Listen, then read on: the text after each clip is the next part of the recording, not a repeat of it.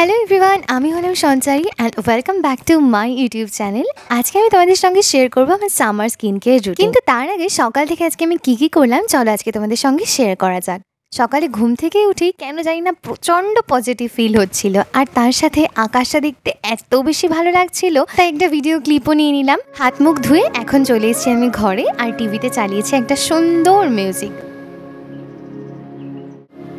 এরই মধ্যে গরম জল বানিয়ে নিয়ে তার সাথে অ্যাপেল সাইডার ভিনিগার অ্যাড করে একটু বসেছিলাম জানলার সামনে, আর হঠাৎ করে দেখি ঝমঝম করে বৃষ্টি পড়ছে।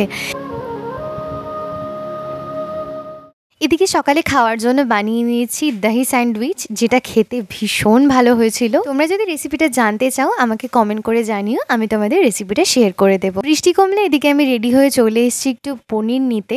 পনির আছে আঙ্কেল? নেই না? এই দোকানে তো পেলাম না, দেখি অন্য দোকানে যাওয়া যাক যদি পাই, কারণ মা আজকে বলেছে পনির রান্না করবে।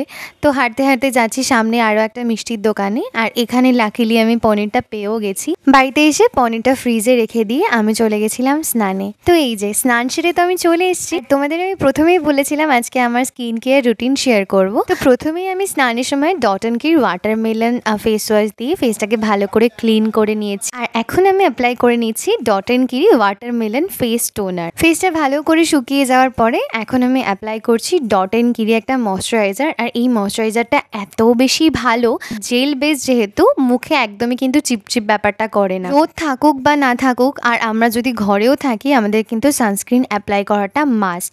তো আমি এখানে অ্যাপ্লাই করছি ডট অ্যান্ড কিরি ওয়াটারমেলন কুলিং সানস্ক্রিন, যেটা অ্যাপ্লাই করার পরেই না মুখটা একদম ঠান্ডা ফিল হয়, মানে খুব ভালো। তোমরা ইউজ করে দেখতে পারো। ফেসে অ্যাপ্লাই করার সাথে সাথে আমি একটু গলাতেও অ্যাপ্লাই করে নিয়েছি। আর এই হচ্ছে আমার বেসিক স্কিন কেয়ার রুটিন। সেরকম আহামরি আমি কিছুই করি না। পাশের বাড়ির একটা দাদাভাই কাতার গিয়েছিল, আর সেখান থেকে অনেক চকলেটস নিয়ে এসছে। তার মধ্যে থেকে আমাকেও কিছু চকলেট দিয়েছে, আর এই যে এখানে রয়েছে কিছু, আর এই যে পাথরের মতন যেগুলো দেখছো এগুলোও কিন্তু চকলেটস। এইটা আমি আগেও খেয়েছি, ফুড কালার অ্যাড করা থাকে, বাট খেতে ভীষণ ভালো হয়।